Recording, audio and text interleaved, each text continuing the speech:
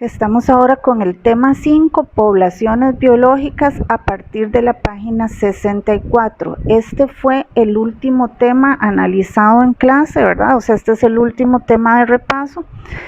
Les recuerdo que nosotros tenemos hasta la página 85 vista en clase y que además hasta allí se deben completar las prácticas de su cuaderno de trabajo. Acá vamos a analizar algunos términos, en algunos casos son repetitivos, ¿verdad? Este tema es un poquito más largo que el anterior, por eso vamos a hacer 2 videos para él. Les recuerdo, por favor, si pudiesen indicarme sus consultas específicas en los comentarios de cada video. Acá es de suma importancia el término ecología, recordarles que es una de las ramas de la biología y se encarga de estudiar las relaciones que hay entre los seres vivos y entre los seres vivos con su ambiente o con su entorno, como le quieran llamar.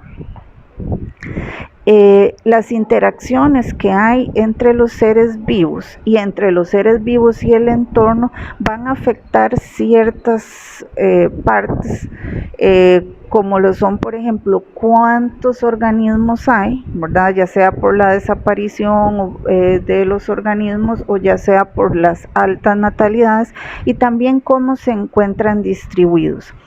La distribución de los seres vivos, por darles un ejemplo actual, va a depender de qué tanto crezcan las ciudades, ¿verdad? Las poblaciones biológicas, los organismos se van reduciendo a áreas cada vez más pequeñas.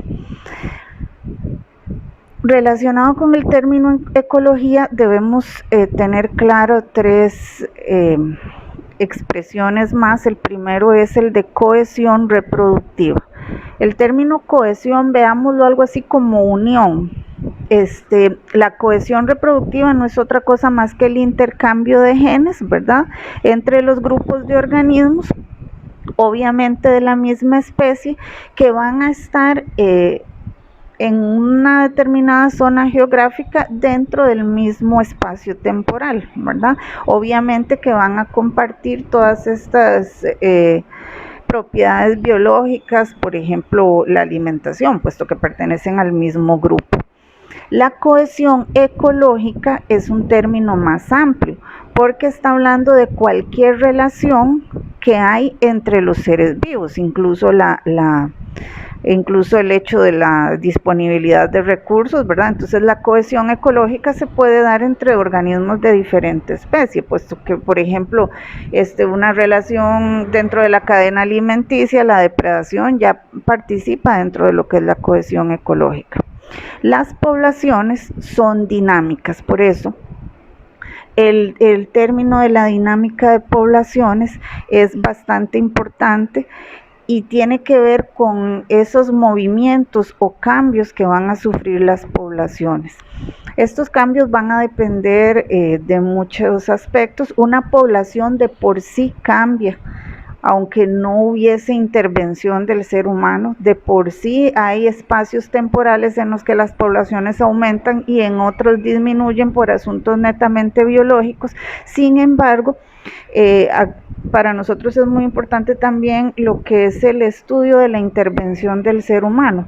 Las poblaciones en general han ido cambiando para mal, para reducción, por la intervención del ser humano, ya sea por la mala intervención en cuanto a la gestión de los recursos biológicos, ¿verdad?, por la tala, por el calentamiento global y todas esas situaciones en las que nosotros hemos alterado la dinámica natural de las poblaciones, o sea, la forma en que una población aumenta o disminuye. El crecimiento poblacional, o sea, el término crecimiento poblacional no solo habla de aumento, porque pareciera que es así, ¿verdad? ¿Cuánto crece una población? Sin embargo, esto en general habla de cómo va a haber cambio o no, ya sea para crecer o para decrecer. En sí las poblaciones pueden aumentar, mantenerse constantes o disminuir. Desde el punto de vista natural, una población va a aumentar, mantenerse o disminuir dependiendo de los recursos que hayan. o sea, en una zona donde se ha reducido drásticamente la cantidad de alimentos que hay, pues obviamente la población va a tender a decrecer o a disminuir. Si no hubiesen límites impuestos externamente, ¿verdad? Si no hubiese ningún problema con los alimentos, con la disponibilidad de agua o aumento de depredadores, la población aumentaría. Obviamente que las poblaciones generalmente tienden a crecer más o biológicamente tienden a tener más crías de las que fuesen suficientes para mantener la población. Por ejemplo, una pareja de venados no van a tener solo 2 venados, ¿verdad? Van a tener más en su vida. ¿Por qué? Porque de todos esos que tengan, hay muchos que van a morir, ¿verdad? Entonces, para sostener la población en una condición equilibrada, pues siempre se van a tener más crías, ¿verdad? Suficientes como para que se mantuviese la población al menos. Sin embargo, el uso de los recursos por parte del ser humano han cambiado muchísimo esta tendencia al crecimiento de las poblaciones. Vamos a recordar los 2 tipos de parámetros demográficos o poblacionales que existen. Hay 2, los parámetros demográficos instantáneos y los parámetros demográficos secundarios. Dentro de los instantáneos tenemos 3 básicamente: la mortalidad, la natalidad y la migración. Les recuerdo que la migración se divide en 2, emigración e inmigración. Obviamente que la mortalidad va a ser la cantidad de individuos que mueren en una población por unidad de tiempo, ¿verdad? Es un término estadístico. La natalidad es la cantidad o el cociente del número de individuos que van a nacer en una población. Dentro de la migración tenemos 2 casos. La inmigración es la llegada o entrada de individuos a una población y la emigración es la salida de individuos.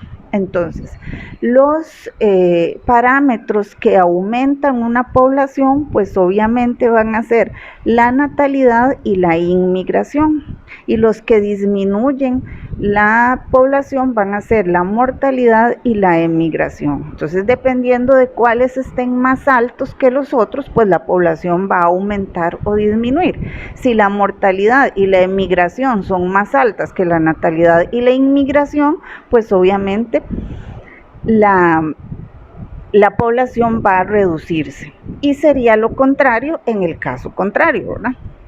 Los otros parámetros demográficos son los secundarios y se dividen en 2. Eso está en la página 67. Es importante que sigamos el texto porque allí hay unos gráficos que necesito que vean. Dentro de los secundarios están la densidad y la distribución. Entonces, la densidad es cuántos organismos hay por unidad espacial. En clase les explicaba que cuando los individuos están más juntos, hay más densidad. Por ejemplo, las personas viven de forma más densa en San José que en Guanacaste, ¿verdad? Porque las personas viven más aglomeradas. Y la distribución es cómo están ubicados en el espacio los organismos. Hay 3 formas de distribución: azar, uniforme y aglomerada. La aglomerada también se le conoce como agregada. Ustedes pueden observar ahí la distribución en la página 67. Al azar no hay una forma que se pueda describir de distribución, ¿verdad? Se encuentran de forma dispersa, sin orden. Uniformemente hay una dispersión con mayor orden, y cuando está agregada se forman subgrupos conglomerados con espacios entre ellos, para que analicen allí la distribución y luego ustedes puedan reconocer ese tipo de distribución en algún ejemplo.